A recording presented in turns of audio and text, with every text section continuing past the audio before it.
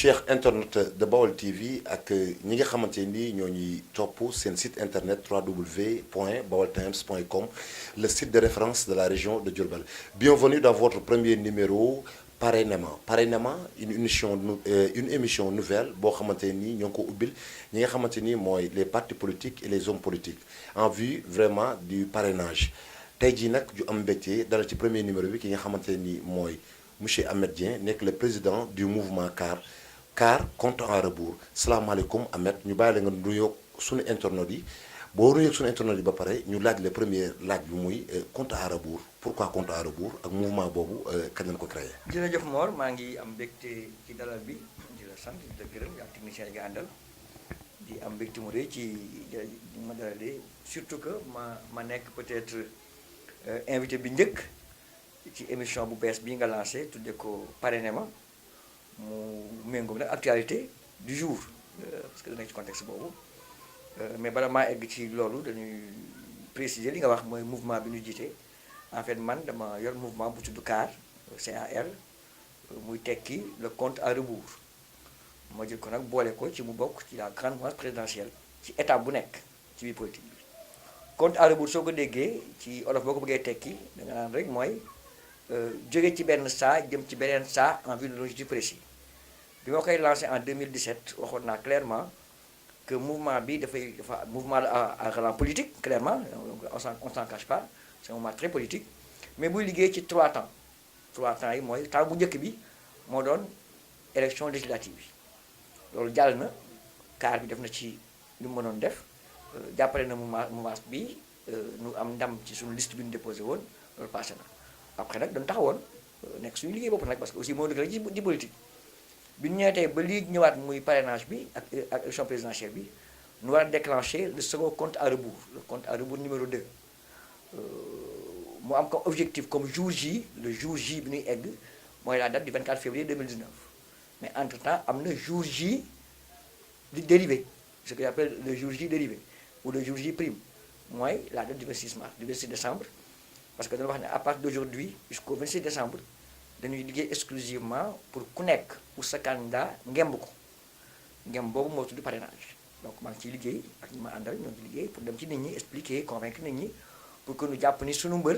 ñu ko Macky Sall moo gën ci mbër yi te kuy ngem mu nga war a ngemb donc loolu mooy parrainage bi bu ñu ci génne nag ñu àggale compte à rebours bi jëm ak moom ci élection 24 février yi di ñaan yàlla aussi ndam li ñu yaakaar ci parrainage bi ñu eggale ko ci élection boobu li féete boor daanu jublu nag ci élection locale yi et le compte à rebours numéro 3 sera déclenché en perspective du mois de décembre 2019 où les élections locales auront lieu boobu nag amaguñ ci position définitive mais ñoo ngi ciy liggéey bu ñu ci àggee daanu xool quel est le choix quelle est la stratégie quelle est la démarche quelles sont les options à prendre ñu liggéey ci jëm donc loolu mooy les 3 temps forts du compte à rebours ñu ciy liggéey ànd ceeg ay nit ñu xarañ ay nit ñu déterminé et vraiment di am mbégte wu nag tey ñu bokk ñun ci les premiers invités de votre première émission nga tuddee ko Parrainament ma nekk l'invité numéro 1 yal naa leen jig yal na ngeen am yeneen invité yàlla na nit ñi am taw ñëw fii expliquer enjeux yi expliquer pourquoi le parrainage c'est quoi les enjeux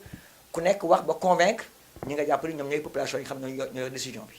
ñi wax avancé la wax nañu dëgg avancé bu wér a wér la mais am na quand même ñu ci am crainte am nañu ci am ay crainte mais loolu c'est inné à tout être humain à tout être humain nit moo ragal lu bees lépp lu am lu bees pour la première fois. Il faut nga am crainte parce que c'est la crainte de l'inconnu mais en vérité parrainage bi lu baax la xëy na du am réussite à 100% parce que c'est une première expérience donc il faut moom ay raté mais c'est ça l'intérêt mooy def benn acte suñu paree ñu évaluer ko xoolaat ko parce que comme je le dis très souvent boo jëlee exemple yi suñu démocratie tey dafa am fu mu toll dafa am aussi fu mu jógee soo fàttali ko élection 83 amuloon isoloir da ngay voté nii devant tout le monde ñëpp di xool fi ngay voté jour bi ñu njëkkee def isoloir nit ñi di voté ak isoloir amoon na crainte les gens avaient peur de l'isoloir parce que lu bees la woon innovation la woon une innovation fait toujours peur aujourd'hui isoloir dafa bokk suñu acquis démocratique nekk même une tradition démocratique ñu njëkk voté ak encre indélébile lu bees la woon ku nekk naan wéy lii xamul lan la yi fu mu jógee encre bi nangam c'était une peur parce que c'était une première fois aujourd'hui encre indélébile dafa bokk ci acquis démocratique yi bokk ci tradition démocratique bi je pense également que parrainage ay lu bees la c'est la première fois ñu def ko mais c'est important qu'on def ko parce que dafay participer à clarifier et à rationaliser un peu le jeu politique. Donc c'est important. Maintenant, la première fois mu am c'est une expérience qu'il faut vivre du ñàkk moom ay insuffisance ko xëy na en 2024 mu nekk le second parrainage après nit ñi amélioré ko en 2029. Donc peut dire que dans 10 ans le parrainage sera un acquis démocratique et une tradition démocratique. Donc je considère que noonu la dëkk yi doxee day teg benn pas évaluer ko améliorer ko. Donc le parrainage en soi est une excellente chose. La première fois que ça se passe mën na am insuffisance, mais il ne faut pas avoir peur d'innover. Il faut avoir le courage d'innover et d'améliorer l'innovation. Je pense que man noonu laa ko gisee, mais en tout cas lu baax la pour suñu avancée démocratique. Ça au moins c'est tout le monde est d'accord dessus. yaakaar naa cher internaute tey jii ki ñu daal ci premier numéro parrainement une nouvelle émission bu Baol Times def pour parrainage bi jagleel ko ñi nga xamante ne mooy parti politique yi ak les hommes politiques yaakaar naa Ameth Dieng président du mouvement CAR lañu dalal. Ameth mouvement CAR kan mooy ban candidat la choisir pour parrainer ko ak pourquoi mu jël candidat boobu yaakaar ci moom bu war kaa mën a parrainer. Question bi am na solo parce que mouvement bi dafay dox ci ay principes yu bëree bëri ñun tàmmunu wala jukkoowunu di tànn nit parce que moo ma neex wala tànn nit parce que jox na ma teraanga wala tànn nit parce que am naa ci lu ma yaakaar suñu demee bay tànn nit dañu koy tànn teg ko ci lu ñu teg bët mbaa lu ñu yaakaar mbaa gis-gis bu ñu bokk ak moom. Je pense que ñi may liggéey nag ñëpp d'accord ci parce que ñi may liggéeyal c'est une diversité de points de vue idéologique et cetera. Donc ñëpp mën nañu bañ a bokk gis-gis mais la majorité du mouvement CAR tey dañuy bokk gis-gis ci yenn affaires yi. Alors tey on a choisi d'accompagner le président Macky Sall pour l'élection présidentielle 2019. Donc forcément dañuy accompagner la campagne de parrainage et le CAR dina ci indi sa contribution à la limite de ses moyens. Mais raison fondamentale bi du simplement parce que daf neex wala simplement parce que dañ ci bokk extra non je pense que ñun suñuy politique nag ak lu ñu xatu ak nit daanu teg suñu choix ci objectif bu ñu mën a dégg waaw li mën a teg bët li tax man ma choisir ko demander sama mouvement mu choisir ko waxtaan ceeg ay nit ñu ànd ceeg man également mun naa ko wax parce que du gàtt ci man c'est une vision très claire très précise ku mu neex bañ ci d'accord mais accepté naa la contradiction damay faral di wax ni dund naa très très jeune le régime de Senghor dund naa ko j'étais jeune encore mais dund naa ko quand même dund naa en tant qu'acteur étudiant révolutionnaire un peu activiste un peu le régime de Diouf dund naa en tant qu'acteur réel le régime de Wade tey maa ngi dund le régime de Macky donc am naa suffisamment de vécu pour mën a am ay éléments de comparaison li nga mën a wax te kenn du ko dindi mooy c'est la première fois au Sénégal qu'un président nous propose un projet de société sur 25 ans. Toutes les personnes qui l'ont précédé dañu lay proposer ay plan quinquennal plan décennal plan quinquennal plan décennal loolu du projet de société c'est des plans à court et moyen à court terme. Pour la première fois au Sénégal un président nous dit voilà mon projet de société sur 25 ans et 25 ans c'est une génération. Au moins quelqu'un a mis en place les bases d'une vision sur 25 ans. Na baax mën na bon on peut en discuter mais au moins sur le principe c'est la première fois qu'un président pose un projet de société sur 25 ans. Maintenant on peut l'apprécier mu tuddee ko PSE le contenu chacun peut avoir li nga ko gisee baax na bon na on peut l'améliorer extra mais au moins ça existe. Il y a une base de travail réel qui existe. Ensuite nous évaluer les instruments yi mu teg pour accompagner le PSE pour sa mise en œuvre. Ñu jàpp ni c'est des instruments performants, c'est des instruments efficaces. Le PUMA, le PUDC, le FONGIP, le FONSIS, le PRODAC, extra on peut en citer. Bu ci nekk def ay résultats yoo xam ne tey mu ngi teg loxo. Ensuite ñu xool la structuration du PSE et son mode de financement. Mu nekk également lu important parce que c'est la première fois dans l'histoire du Sénégal que l'État dans ses investissements compte d'abord sur ses propres forces avant d'aller chercher la coopération, avant d'aller chercher des emprunts, avant d'aller chercher des prêts. Dans notre propre budget, l'État sort d'abord quelque chose avant d'aller chercher le complément. Et ça, c'est important en économie qu'un État compte d'abord sur ses propres forces avant d'aller ailleurs. C'est la première fois au Sénégal que des investissements au Sénégal sont réalisés sur des fonds propres. Donc également, du ay waxi naxasaxandang wala ay politiciens. Moi, je parle d'économie, je parle de finances publiques. Donc également, c'est important que nit ñi xam ko. Ensuite, nous jàpp ni tey suñu structuration économique c'est fait en sorte que articulation bi PSE dugal ci économie bi dafa nekk une articulation intégratrice des secteurs de développement. Aujourd'hui soo xoolee ni réew mi doxee dafay dox ci dox bu maase doxunu dox bu dispersé dox bi mën na yéex mais c'est des pas sûrs c'est des pas sûrs, on va vers un développement organisé et harmonisé. Alors nag man du ma ko gis ci kuy doxee noonu ma koy tëkkale ak jaay ay rêves. Je n'achète pas des rêves, j'achète du concret et gis naa ni avec le président Macky Sall nous sommes sur le terrain du concret et de l'action et am naa yaakaar ci ni démarche bi mu jël ci mandat bu njëkk bi su ko continuer ci second mandat bi suy dem dana bàyyi un pays solide, dana bàyyi un pays structuré, dana bàyyi un pays économiquement stable, dana bàyyi loo xam ni mën na ci dem. Mais l'autre élément qui est moins visible parce que après dinaa ñëw ci ay réalisation man du ma juger président rek ci tabax na ay tali tabax na Blaise Diagne tabax na Arena si ça c'est bien, c'est des infrastructures mais am na yu gën a wax na ci ku nekk wax na ci Diouf liggéey na ci ça n'a pas donné les résultats qu'il fallait donner Wade liggéey na ci def na ci ay jéego am na ci ay résultats mais en tout cas c'était encore insuffisant mais tey kenn du weddi ni ci 5 ans yi ñu génn la paix que nous avons retrouvée en Casamance mosuñ caa àgg loolu nag c'est un acquis important qu'il faut préserver et rien que pour ça d'ailleurs jar na ñëpp a def Macky Sall rien que pour avoir trouvé une solution à la paix définitive et durable en Casamance jar na ñëpp voter ko parce que c'est une plaie que le Sénégal traîne depuis plus de 30 ans vraiment su ko yàlla mayee moom ba mu faloog léegi en tout cas kenn déggu fii ay bombardement dans la Casamance kenn déggu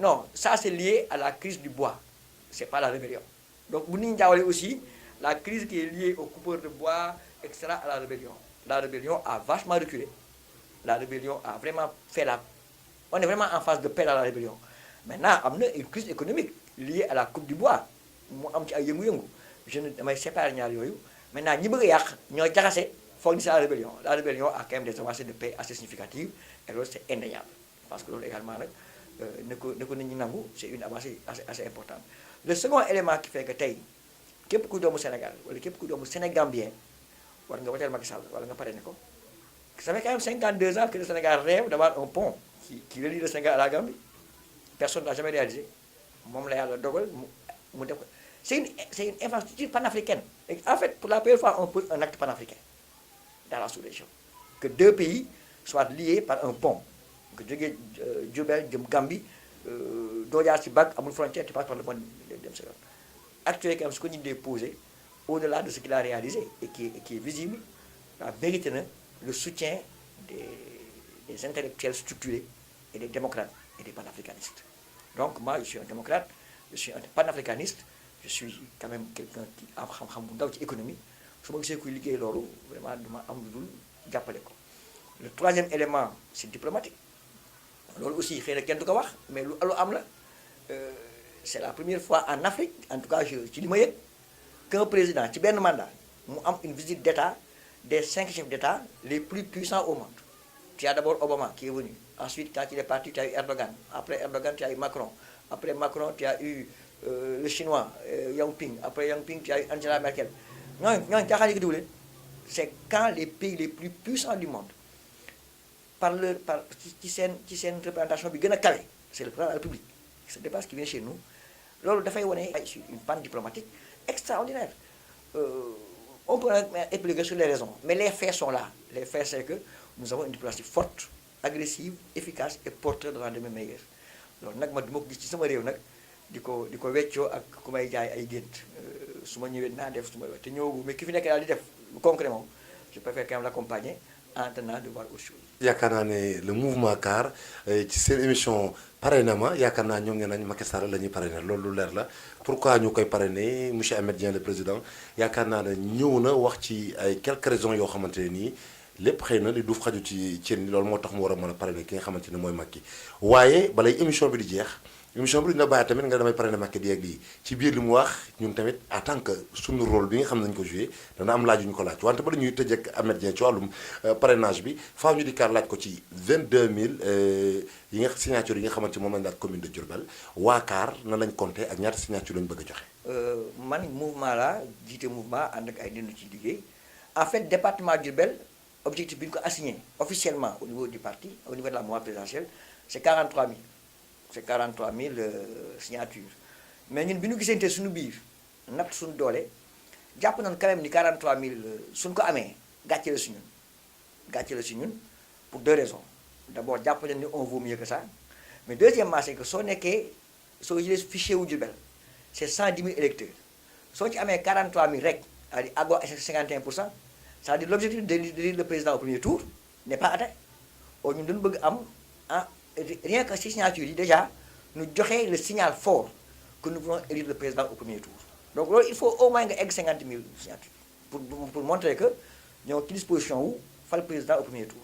Donc ñun xem nañu objectif bi nu état bi bi nu parti bi assigné et que ñun suñu biir nous discuter on s'est assigné un objectif plus important.